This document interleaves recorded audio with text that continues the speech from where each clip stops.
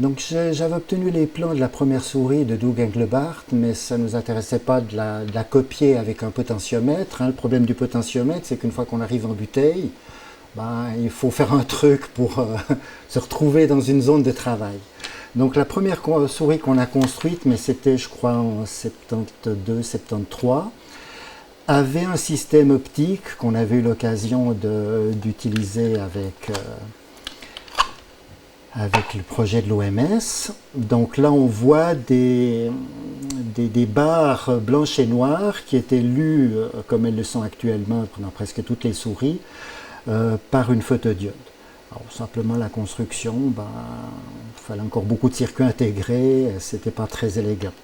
Donc on a après on n'avait pas les ordinateurs qui permettaient de valoriser ce genre d'ustensile. Donc là, il y a une réalisation avec une balle de ping-pong, avec une optique un petit peu plus fine. Elle s'appelle souris 1. Donc la souris 2 était un petit peu plus compacte, avec un autre type de denture.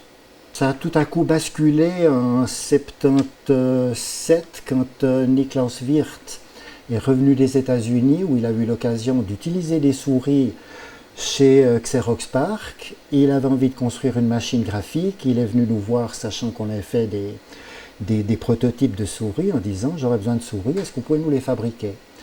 Alors André Guignard, qui n'avait pas encore participé à ses premiers projets de souris, s'est penché sur le problème et a développé une mécanique.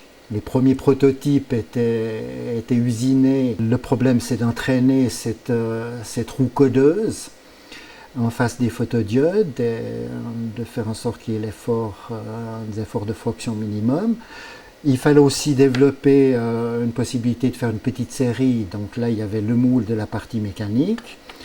Et puis André Guignard a inventé cette forme que certains trouvent extrêmement confortable, ceux qui sont habitués en tout cas ont beaucoup de peine à passer avec les autres souris, a fabriqué les moules pour pouvoir faire des petites séries de souris. Et en 79-80, on était paradoxalement le Lamy, le seul fournisseur de souris à travers le monde, puisque les souris de Xerox étaient fabriquées en exclusivité pour Xerox, et que tous les chercheurs qui voyaient les travaux intéressants qui se faisaient chez Xerox n'avaient pas de fournisseur, donc ils venaient chez nous, et on a vendu une 50aine de souris qui ont ensuite été transférées dans l'industrie.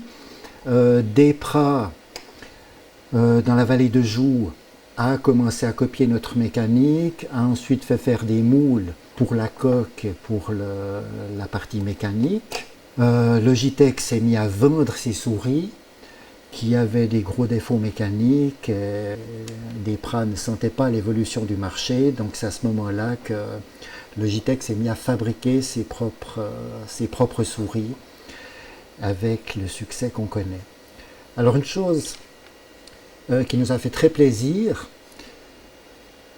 c'était en 83, donc 13 ans après les souris Guignard, René Sommer a trouvé aux États-Unis cette souris copie taïwanaise. Enfin, bon, je crois qu'on peut dire quand même que c'est une copie de notre souris et de nos concepts, un peu plus décorative, dans un boîtier transparent, vendue sur le marché américain à un prix naturellement 10 fois plus faible que celle qu'on fabriquait 12 ans avant. Mais je crois qu'il y a peu de produits informatiques qui ont été copiés 12 ans plus tard, et que c'était quand même une preuve que le produit à la base avait été très bien conçu par André.